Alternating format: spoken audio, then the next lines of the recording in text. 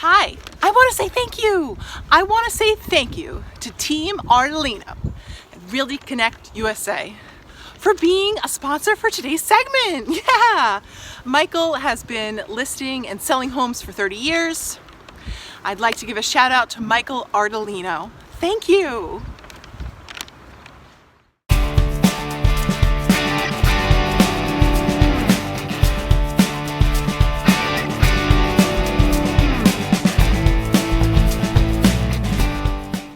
Hey everybody, welcome to Art Ventures at Home. How are you? Happy Wednesday. I'm Mrs. Grass with your daily dose of art. It's a beautiful and sunny day today. I'm so excited to be out preparing to create something, and I hope you are too. Today on the docket for the lesson is some homemade clay. And I'm going to teach you how to press some natural items you find outdoors into the clay to preserve them. Yeah, let me show you what you need to get started. All right, first things first, you need to pre-make your clay. So after you watch this video, you're gonna find a recipe for that clay at the end of it. Basically, this clay is made of baking soda and cornstarch. Yeah, it's really cool. And I bake it, I don't bake it, I cook it with some water on the stovetop until it becomes sort of like a dough. You can see here, okay? And it's all wrapped up because I made this yesterday and I wrapped it up because if you keep it wrapped, you can reuse it over and over again. If you let it dry out, then it becomes hard and permanent. So I pre-made my clay. You need to prep your clay before you start working. Then you need some natural items to press into your clay, things that you can find outdoors. And I have in my goodie bag here, I found some pretty cool stuff. Okay, I have some flowers, some teeny tiny baby oak leaves. I'm gonna use these today, okay? And you also need something to kind of scoop your clay up with today, because you're going to press it and you're going to press these items down onto it. So you're going to need a way to kind of spatula it up. I have a cheese cutter here and it works perfect for me. See what is in the kitchen for you to use and what you're allowed to use. Make sure you have permission. Okay.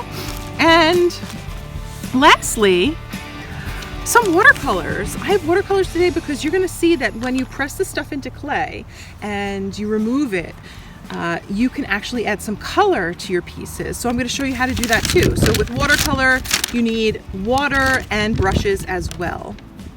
Once you have everything here ready to go, you can start creating.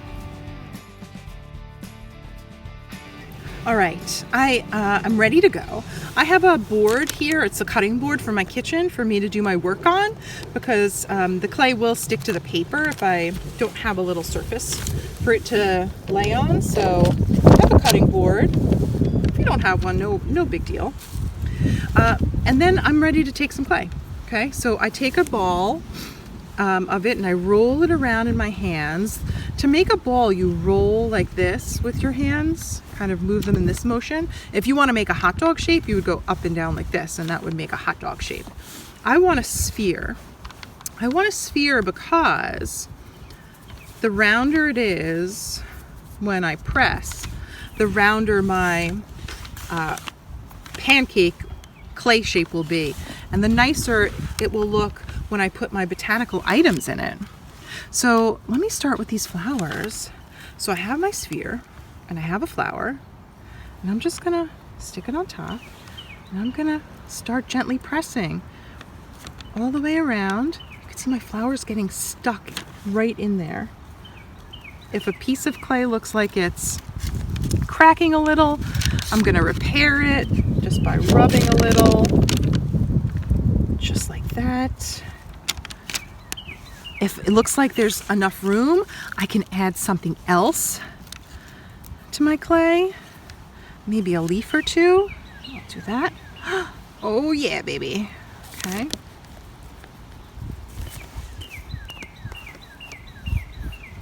Okay.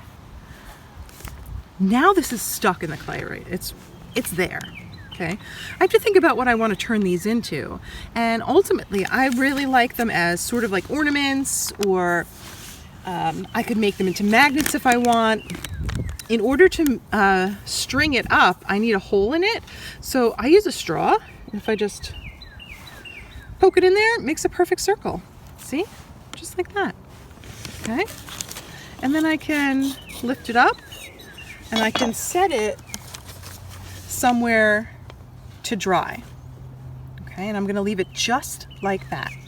Let me make a few more and show you what I did the other day.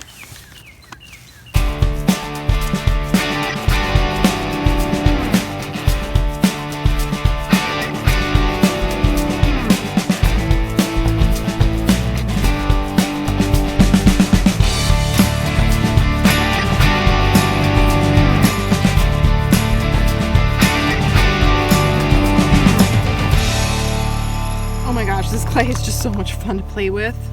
You know, even make a batch, put food coloring in it. You can use it just like Play-Doh and then seal it up, and you can use it again and again. You don't have to just use it for making sculptures like what we're doing today. And you know, we're making something sort of flat today. You can make something three-dimensional. Be totally awesome. Check out what I made today.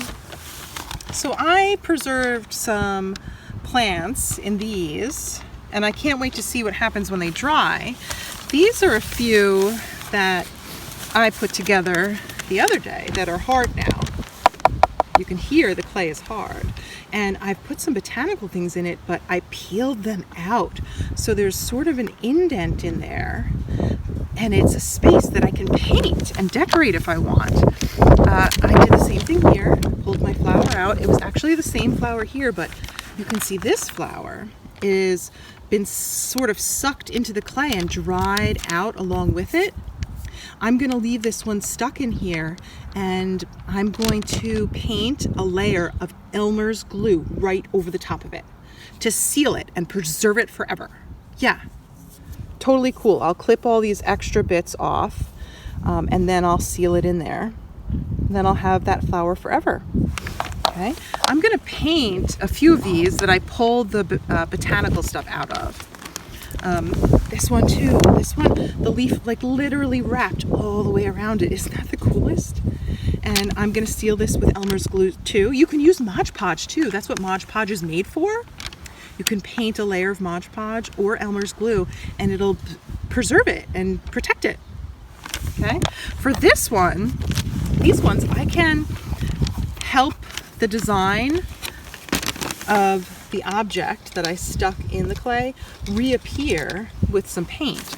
So I could take a little bit of red paint and go back into the flower spot to add color back into my flower. Okay, and then I can do the same for the stem, you know.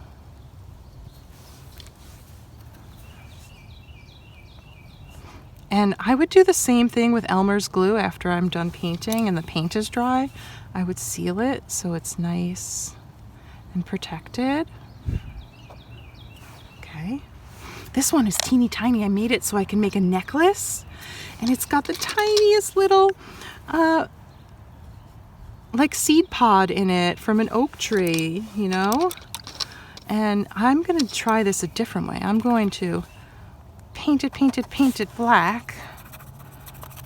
And then I'm gonna take a little bit of paintbrush on my water on my paintbrush and kind of like spread that black out to make my little seed pod appear just like that. See it? I could even put some color in there if I wanted. Oh yeah, baby. Oh my gosh, look at my hands. They're so clayey. I love it. Washes out with soap and water though, so no worries. All right. So here they are. My little preserved plants.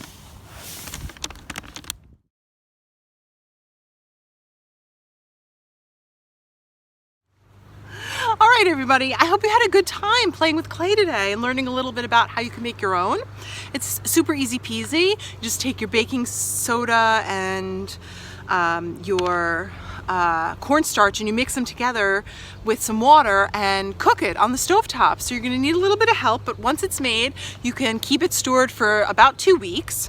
And then if you want to let it air dry, it dries nice and hard and you can get some really cool pieces out of it. And you don't have to just make a botanical thing like I taught you today.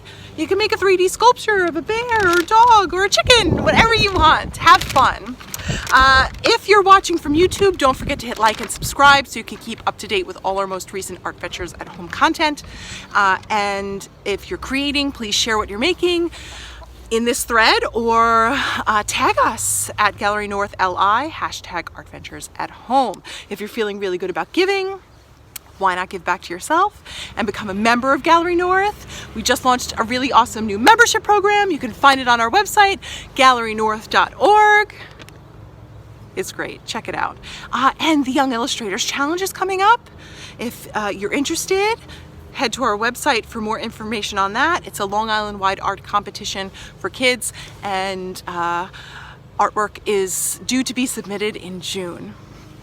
That being said, have a wonderful day. I miss you. I can't wait to see you back in the studio and on the Gallery North campus. Until then, have a great day, and don't forget, when you create, you feel really great. Bye.